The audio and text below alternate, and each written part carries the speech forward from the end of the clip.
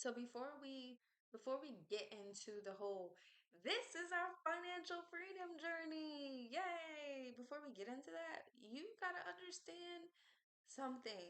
You got to ask yourself something. What does financial freedom mean to you? What does it mean to you to be financially free? Okay. Once you decide that, because we live in a society that tells us, oh, we need to be like the next celebrity. We need to be better than our neighbor. We need to be in competition with this person and this person. And if they're doing something that we're doing, then they are our competition. Like, scratch that. Like, all of that is a lie, lie, lie. That's not true. The only competition that you have is how you used to be, the decisions that you used to make, being better than the person that you were. That is the only competition that you have. That is what you need to get into your head. That is what you need to drill into your mind, that you don't have any competition besides yourself, right? And what does financial freedom mean to you? If you don't know what financial freedom means to you, then where is this journey going to lead you? You have to know what financial freedom means to you. Financial freedom for me means not having to go to work because I don't want to go to work, and I'm still going to be good if I don't go to work. Not needing a 9 to 5 job. Okay. Like I said, everybody is not going to be an entrepreneur, but we can all be self sufficient. And I want to get to that point where I'm self sufficient, where whatever I want to do, I can just pick up and do it. That's what financial freedom means to me. And so, again, you're going to have to define financial freedom for you. What does it mean for you? What do you envision it? What does it look like for you? So, yeah, find what financial freedom looks like for you and your family. How are you envisioning it? So that's the first thing that you need to do with anything. You need to figure out what financial freedom looks like for you so you can know what you're going for, so you can know what you're actually putting action towards. So that's the first thing. The next thing is to understand, and I always like, this is so funny because, like, I'm talking about magic, but in the same breath, I'm saying manifestation is not magic. It's like this half and half thing where you do your part and then the rest is left to the universe, God, the angels, whoever, however you want to relay that. Like, it's not, I don't want to be like, oh, it's just mysterious force. Ooh. No, like, it's not, but it is at the same time.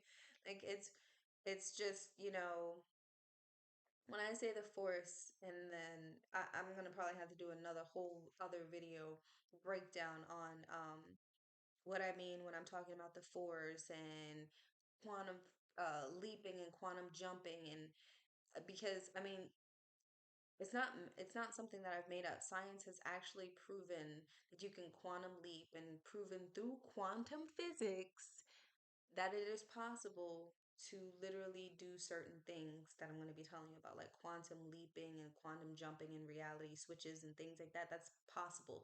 Literally, science has proven it. It's not just me being a cuckoo bird talking out the side of my neck. Science has proven it. Backed by science, they talk about the electromagnetic fields. They talk about quantum leaping.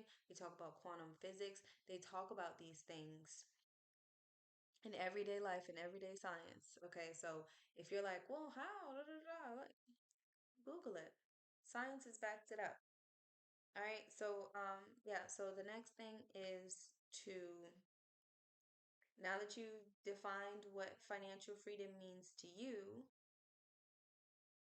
now you're going to understand manifestations a lot more. Manifestation is literally just a word that means that that you are creating things and bringing them into existence. That's what you're doing when you are manifesting. So, whenever you want to bring things into existence, you have to know what it is that you want, first of all. Like, what do you want?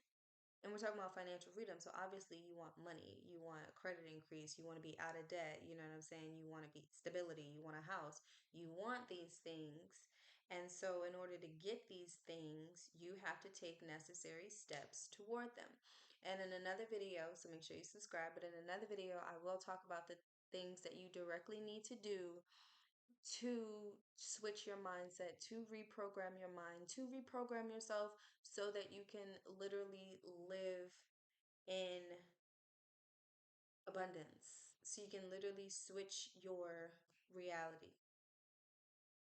Um, I do use affirmations. I think that affirmations are very, very, very beneficial to use. And I will share some with you. Like when I go to the store, I'm like, I'm a money magnet. I attract money opportunities. Everything I spend comes back times 10. I am not worried about money. I am so grateful and thankful that I can pay for my groceries. I am thankful that I can pay my bills. So manifestation is a mix of gratitude, is a mix of affirmations, and it's a mix of action. So action, affirmations, your belief system also plays a key role into this as well. That's why I'm going to be talking about in another video. That's the only thing that video is going to be about, how to reprogram your mind so that you can live your best life, so that you can really, really step into your financial freedom path. All right, so that's what we'll talk about in another video. But yeah, so if your beliefs aren't matching what you're trying to manifest, good luck trying to manifest exactly what you want to do, or trying to manifest what you want to happen, because it's not going to happen. It's going to be held up. It's going to happen slow. It's going to happen in reverse. You're going to have some hiccups. It's going to be chaotic. You're going to be like, oh my God, what am I doing wrong? And the whole time, the only thing that you're doing wrong is the fact that you have a contradicting mindset. You have a contradicting belief. And me personally, like, y'all, I'm 30 years old and I started my journey at like 21, 22. But even though I started that journey at 21, 22, there was still a lot that I didn't understand. Like right now, I'm at the stage in my life where I know what financial freedom means to me. I know what I want. I know what I want to accomplish. I can pretty much know how to get there. But like even still, like I can find myself in my own way as well. So yeah, back to the topic. So when you are on this financial freedom journey, like I said, you want to figure out what financial freedom means to you. That's your main goal. Okay. What does it mean to you? What does it look like? Are you trying to retire early? Are you trying to be debt free? Um, do you just want to have passive incomes? Okay. You don't want to work at all. What does that mean to you? And then I want you to write down your financial dreams. And writing down your financial dreams helps you to basically get a clear vision. Okay. Some people do vision boards. If you do the vision boards, then definitely do the vision boards. But the writing it down so that you know what you're working toward is definitely what you need to do. So the next part of what you need to do to manifest financial freedom is to have a budget book. Have a budget, period. You got to track your expenses. Like you got to be doing these things, okay? If you don't, hire me, okay? I got you. I'm here for you. This is what I'm here for, okay? I offer bookkeeping. I offer coaching, budgeting coaching, just to know, so I can help you guys, okay? I can help you out. So yeah, track your expenses, track your income, use budgeting apps, use your spreadsheets, just simply writing it down. You gotta know where your money is going. And then you want to calculate your network, okay? Net worth. You want to list all your assets, all your savings, all your properties, all your investments, all your liabilities, debts, loans, list it all. Okay, you need to have that information down, because if you don't know how much debt you got, that's how much is that's on your back. That money that you just ain't, that's unaccounted for, that's on your back, stopping you the whole time. So if your goal is to be debt free, you gotta kick that monkey off your back. All right. Then the next thing that you want to do after you got all your income and all your expenses and all that things, you want to get yourself a budget. Get yourself in a budget. I know people are like, they get so much anxiety when we're talking about budget, but this is what we're going to be talking about. Because in order to get financial freedom, we got to get you on a budget. We got to get you on a budget.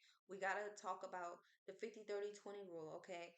Where your needs is 50% and 30% is your wants and 20% is your savings or your debt repayment. So look, the thing is that's so important. That 20% is either going to your debt or to your savings. So what you have in your debt is keeping you from your savings. It's keeping you from your financial goals. It's keeping you from living the life that you want to live. So debt is not your friend. Um, but I do like, well, we'll talk about it in another video. But for right now, in this introductory video, debt is not your friend. No, no to debt. That is not your friend. Um, there's also zero-based budgeting, where you are assigning every dollar, every cent, every penny, everything is assigned. Okay? Every dollar, every coin, change, whatever, it all has a purpose. And that allows you to focus on reducing unnecessary expenses because everything has a purpose with that. And if you try and pay something else, like it's not in the budget, so you can't get it, obviously. Um, so yeah, we talked about it again to eliminate debt. There are two ways that you can eliminate debt, and I've mentioned it in another video, but that video was so low. I'm sorry about that, you guys. But you can do the snowball method where you're paying off your small payments at a time, or you can do the avalanche method where you're paying interest, um, your high interest debt. You're paying that off first. But whichever way you do it, you gotta get out. The debt is in the way. The debt is literally in your way, right? Um, Another thing that what you got to do is you got to build an emergency fund. Like you don't want to work, then you need to have 6 months of savings, 6 months of your living expenses in savings, so that you can take like 3 months off of work and be good. You can do whatever you want because you good. You know what I'm saying? I'm not saying do that, but I'm saying if you wanted to, you could because you would have that cushion that's secure. But also, it's not an emergency. But like if you didn't work because you couldn't work, like you would have that. Like how many times have an incident happened where you was ill prepared because you didn't have any emergency savings because your emergency savings is actually going to your debt, so you don't have any savings. But how many times like an emergency pulled up and you was just like a chicken with his head cut off, like, oh my God, like I actually don't know what I'm supposed to be doing right now because you didn't have an emergency savings. I actually, no judgment. I don't have an emergency savings right now. I'm working towards that. Like, I'm at the stage right now. Let me be honest with y'all. Like, I'm telling y'all about these things because I'm also learning this as well for myself.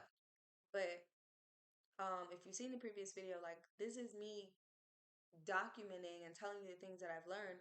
I'm also in the process of getting out of debt. Okay, so I'm still working on getting my emergency funds and things like that. Like it's all in process. And I'm telling you this because this is actually what I've been doing and implementing that's been working for me, that's helping me stay and get and keep on track of my finances so that I can stay and become financially literate, financially free.